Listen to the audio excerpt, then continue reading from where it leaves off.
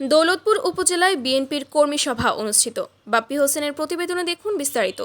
কুষ্টিয়া দৌলতপুর উপজেলা হরিণগাছি সরকারি প্রাথমিক বিদ্যালয়ে বিএনপির কর্মী সভা অনুষ্ঠিত। প্রধান অতিথি হিসেবে উপস্থিত ছিলেন জনাব রেজা আহমেদ বাচ্চু মোল্লা। সাবেক সংসদ সদস্য বাচ্চু মোল্লা বলেন, বাংলাদেশের একটি বৃহত্তম থানা, এই থানায় যতবার নির্বাচন করেছে ততবার বিএনপি উপজেলায় জয়লাভ করেছে। যে কোনো সিচুয়েশনে নিরপেক্ষ জনগণের সাথে যে গ্রুপের সম্পৃক্ততা নেই তাদের আমি পাত্তা দিই না।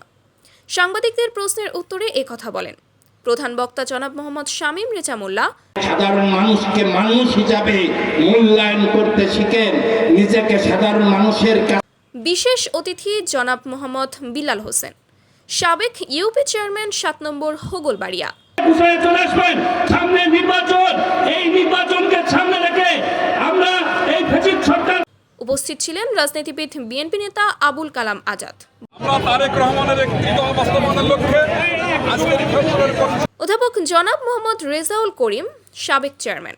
বিশেষ অতিথি জনাব মাহবুবুর রহমান লস্কর, জনাব মোহাম্মদ গোলাম মোস্তফা, আহ্বায়ক দৌলতপুর থানা যুবদল, দৌলতপুর থানা স্বেচ্ছাসেবক দল মোহাম্মদ উজ্জ্বল খান। কর্মী সভায় সঞ্চালনায় জনাব মোহাম্মদ মক্কেল আলী, সাবেক ইউপি সদস্য সভাপতিত্ব করেন জনাব মোহাম্মদ নজরুল ইসলাম বিশ্বাস। বিশিষ্ট ব্যবসায়ী, সাবেক সহ সভাপতি বিএনপির নেতা হারুন অর রশিদ, বিএনপির নেতা বেনজির আহমেদ বাচ্চু আরও উপস্থিত ছিলেন বিএনপির বিভিন্ন অঙ্গ সংগঠনের নেতাকর্মীবৃন্দ। উক্ত কর্মী সভা আয়োজন করেন বাংলাদেশ জাতীয়তাবাদী দল বিএনপি রিফায়েতপুর ইউনিয়ন শাখা।